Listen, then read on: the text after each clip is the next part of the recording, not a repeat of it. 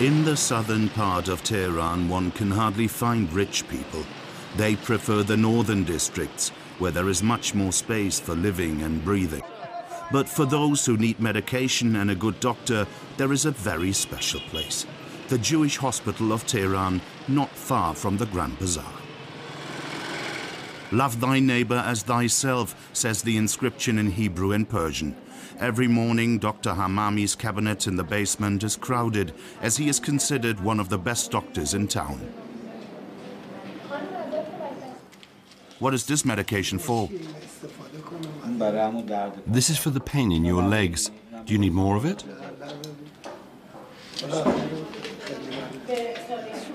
Dr. Hamami is Jewish. His patients are almost entirely Muslim.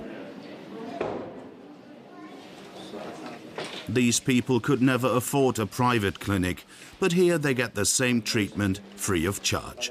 The doctors take their time to listen, something that never happens in a state hospital, we are told.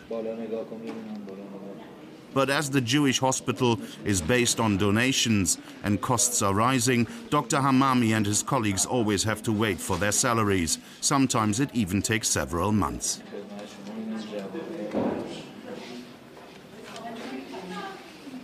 Of course, patients who come here for a long time know that I am Jewish. But this doesn't seem to bother them. On the contrary, some of them have heard that Jewish doctors have a good reputation. But not only the poor are coming to get cheap treatment. With the economy in sharp decline and living standards deteriorating, more and more members of the middle class are seen among the needy. But wouldn't Dr. Hamami get a higher salary if he worked in a private clinic? Yes, maybe 3 or 4 times more. But I started here as a young doctor, and I want to go on working here in this charity hospital.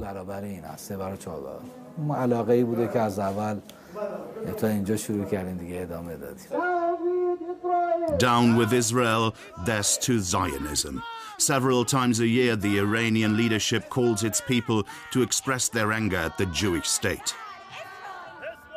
But there are no slogans against Iranian Jews like Dr. Hamami. Ayatollah Khomeini wanted Jews to stay here rather than emigrate to Israel.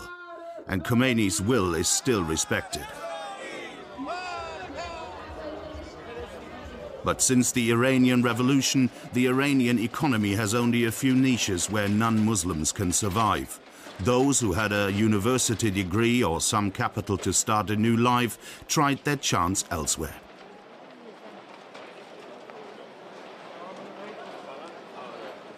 Seven out of 10 Iranian Jews left the country after the revolution. Those who remain tell us that they didn't stay because they liked the government, but rather because of the people. They cannot imagine another country where so many religions and cultures have been living friendly together for so many centuries. Carpet trading is still one of the few strictly private trades in Iran, and until recently, things went quite well.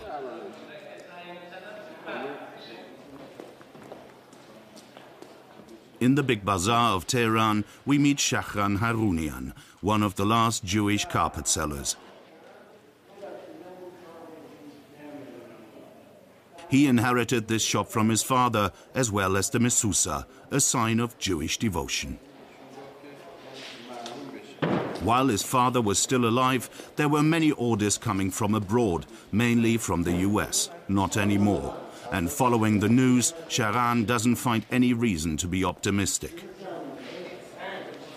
For centuries, Iran had sold high-quality carpets to the world. 1 million people are working in this trade, including workers and salesmen. Why can't you export anymore? Because of the sanctions, nobody wants to buy. You mean nobody wants to buy Iranian carpets? Exactly, and they also get more expensive because it's getting more risky. And before the sanctions you sold a lot? Yes. How many? 1,000 a year. Did you know Shahran's father?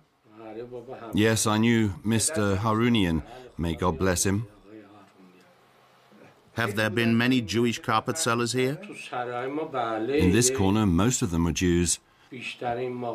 Unfortunately, the Jews left, and with them went the carpet. Whatever the slogans that are shouted at political meetings, he never encountered any anti-Semitism in everyday life, says Sharan. I love carpets. They're like my country. We have so many different minorities, as there are different colors in a carpet and different designs. Different, but tightly knit together. Because of all these things, I love dealing with carpets.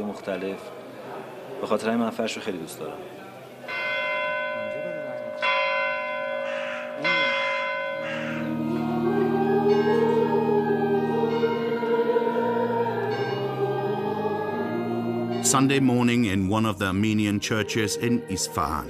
Like Jews, Armenians also had a special place in the multicultural Persian Empire. They were artists, teachers and diplomats. With the Iranian Revolution, they lost their influence. Half of them left the country, around 150,000 stayed, mostly in Tehran and Isfahan, like the family of Mania Hodaverdigian.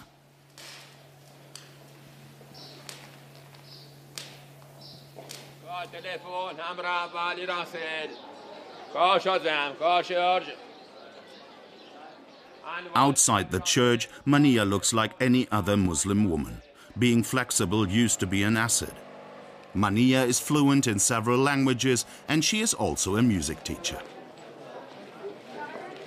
Isfahan, the former capital of the Safavid Empire, always was the ideal place for a cosmopolitan like Mania. For tourists visiting Iran, Isfahan was a place not to miss, mostly because of its magnificent buildings and gardens. But now there are very few Western tourists coming.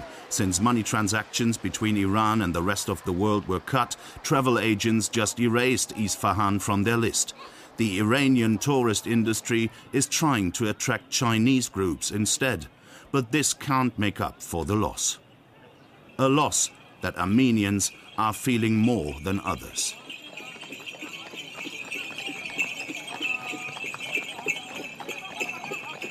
Nowadays, it's less than 50%. Less than 50% tourists come. Then does it affect your job also?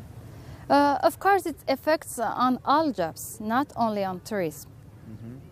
Because when we have a lot of tourists, we have more jobs, we have more bazaars, and yeah, it has effects on all parts of jobs.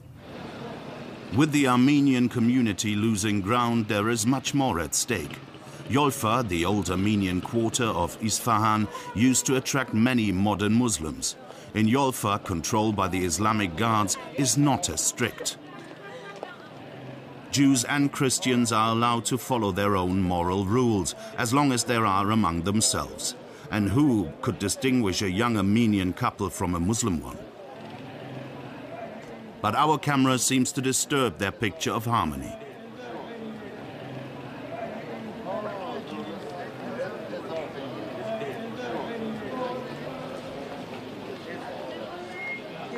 Will Yolfa survive if Western pressure on Iran is getting stronger, or is this small piece of another Iran going to disappear?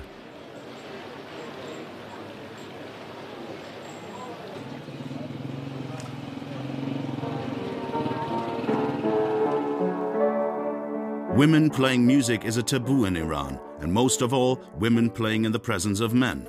But as an Armenian, Mania is allowed to teach piano. By the way, their headscarf is only there because of the camera. Even Muslim women are not obliged to cover their hair at home. This contrast between inside and outside is typical for Iranian life, especially for the wealthy. Mania's husband is in the catering business, serving Armenian wedding parties. Christians are allowed to drink, but with the country's future becoming more and more cloudy, very few young couples go for marriage. It's not the prices for food that create a problem for our clients. It's the fact that getting married today means that you will have to face many problems.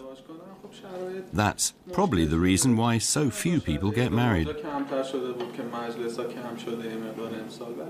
On the other hand, this might not be just an Iranian problem. The whole world is in crisis. That's what we are told.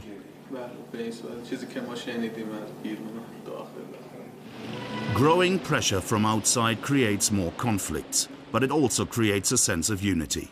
For the first time in its history, the Jewish hospital in Tehran gets money from the Islamic government. Until now, it had been entirely funded by the Jewish community.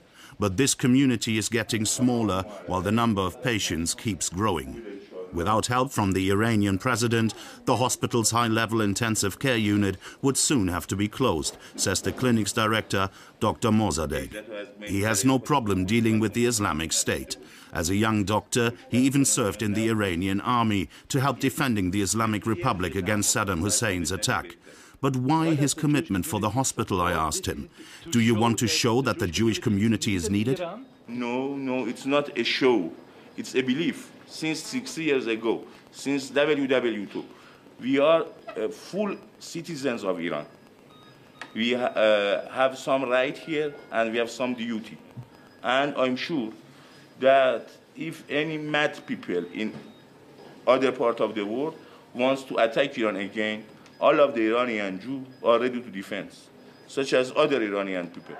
This kind of Persian nationalism is shared by all political groups.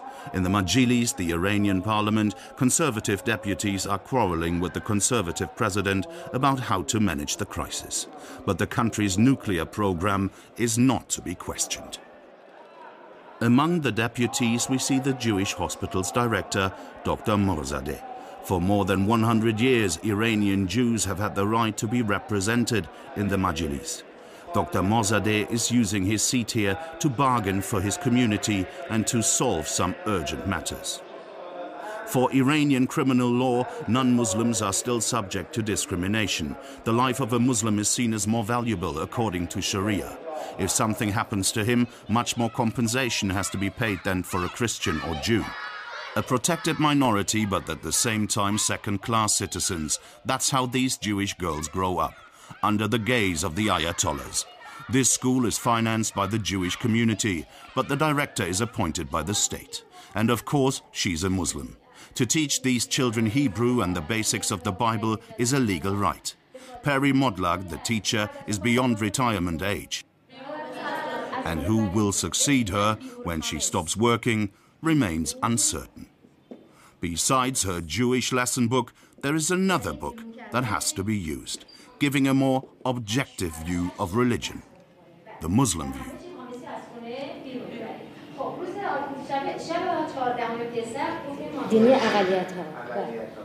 For the middle school, we are working with both books. While one often explains our traditions and holidays from our own perspective, the other one also describes all the other minorities living among Iranian Muslims.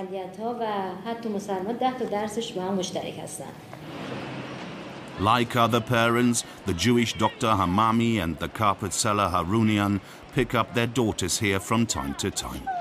We wanted to follow them with a camera, but they refused.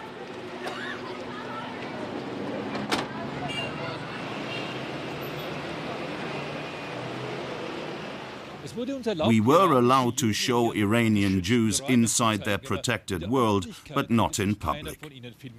Maintaining a low profile, not to attract too much attention, this has become part of the Iranian lifestyle. And not only for minorities.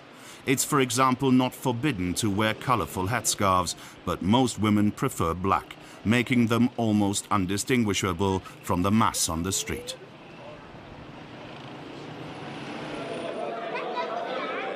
Shahran, the carpet seller, comes to pray in the synagogue every day. But today is a special day, Purim.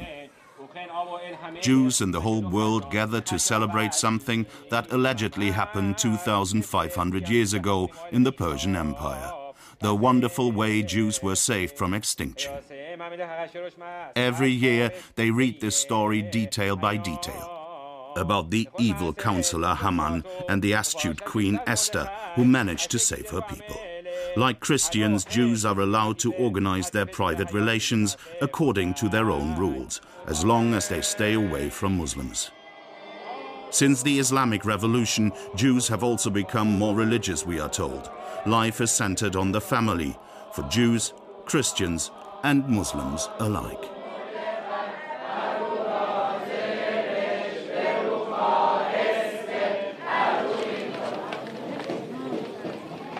For the celebration of Purim, Jews can use wine, as is ruled by their tradition.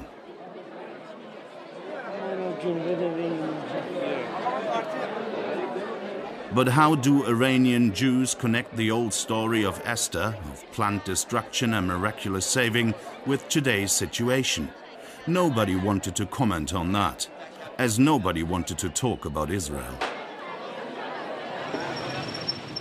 No member of the Jewish community allowed us to film at home. Therefore, we could only talk to Dr. Hamami in the hospital while he was visiting his patients.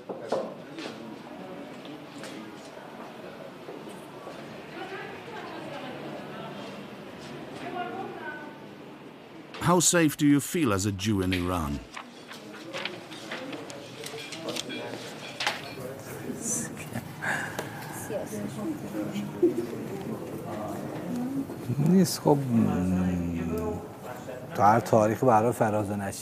There always have been ups and downs.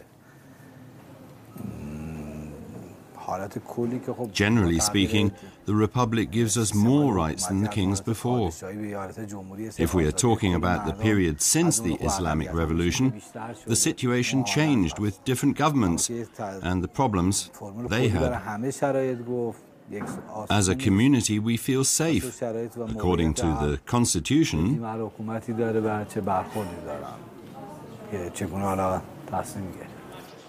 in Yolfa, the Armenian quarter of Isfahan, things are a little bit different. At least Armenians still have their own district, and the venerable Van Cathedral is not hidden, but visible from afar.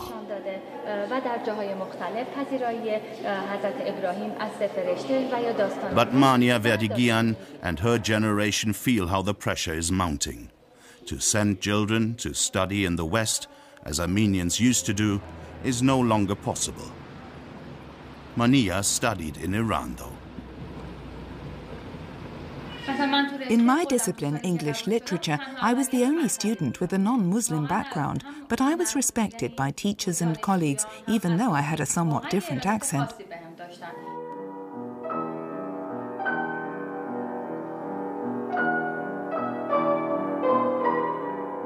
But not all of Iran's minorities are living in the middle-class areas of big cities.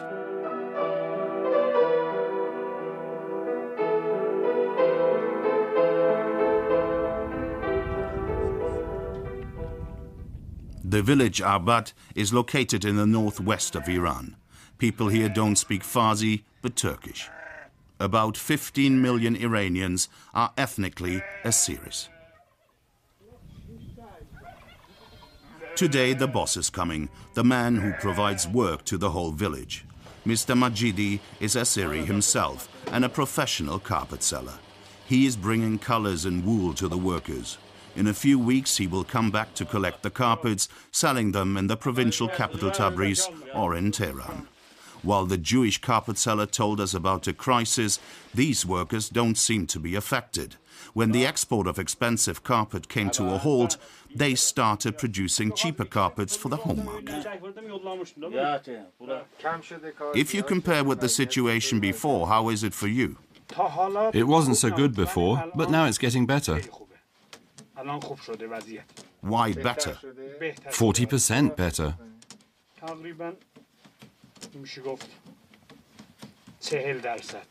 There is more selling now? Yes, there is more selling and the prices are going up.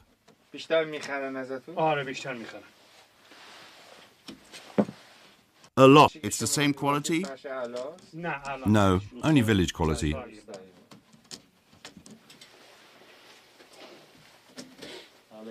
Before the Islamic Revolution, villages like this had no electricity. Step by step, life improved, especially under the government of President Ahmadinejad. He gave poor Iranians a monthly compensation. Some cash money instead of indirect subventions that nobody could see.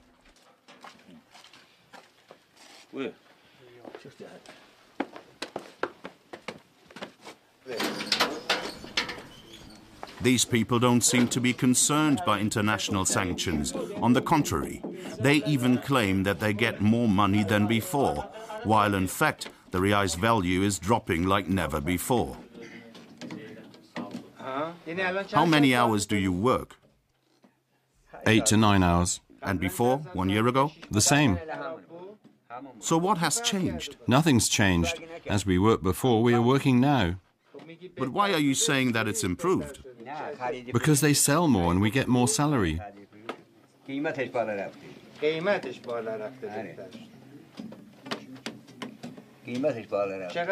How much? Twice as much? Yes, exactly.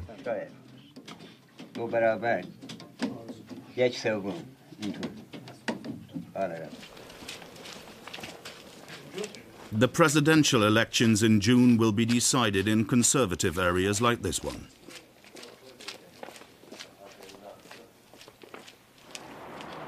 Like Isfahan, Tebris also has been a capital of Persia once. Most people here speak Turkish.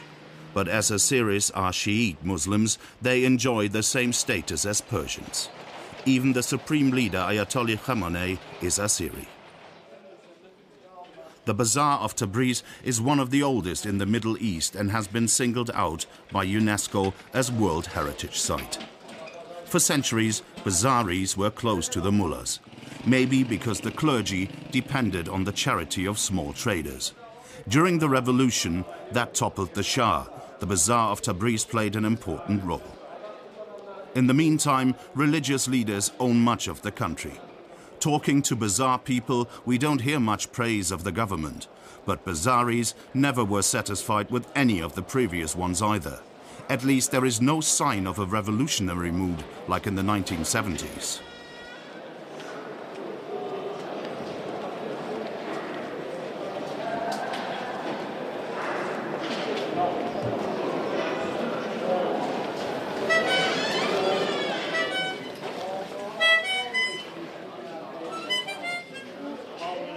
Today, most Bazaris try to make the best of the situation, as they did before.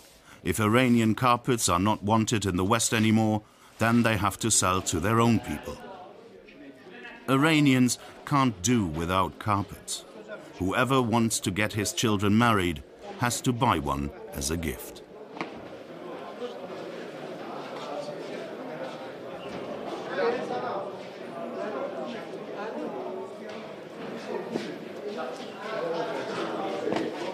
Given the new circumstances, Mr. Majidi is adapting his designs to the local taste. If he was younger, he would choose another branch. Does he think that there will be any improvement after the presidential election? Hopefully. Hopefully.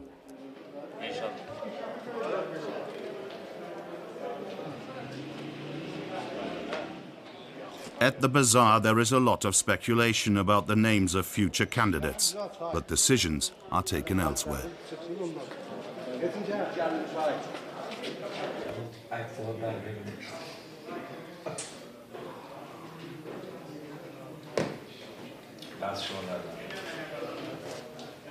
While moving in the countryside, President Ahmadinejad prefers to use 3 helicopters in order to deceive any potential aggressor.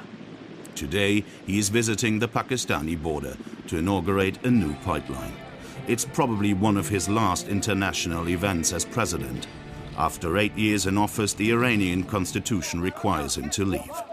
His public statement about the Holocaust, calling it a myth, ruined his reputation in the world and also created problems at home.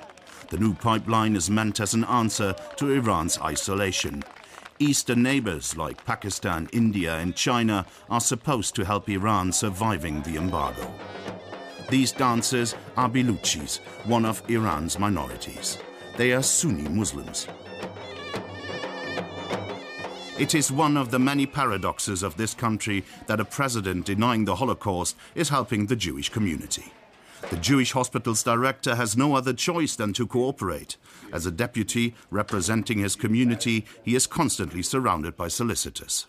This young Jewish engineer from Shiraz wants to get a job at Tehran University. This will be difficult to achieve, not only because of his Jewish roots. On the other hand, the young man offers to help the clinic in developing its own oxygen production. An interesting proposal, given the circumstances. Then a real estate agent shows up. He is interested in buying the hospital's land for a shopping mall project. He's heard that somebody wants to build a passage in the neighborhood and that they want to sell the property. He wants to know whether that's true. I've been hearing these rumors for 3 days now. Tell the people that it's the other way around.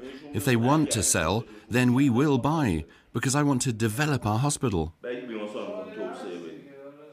A woman is looking for a place for an ailing relative.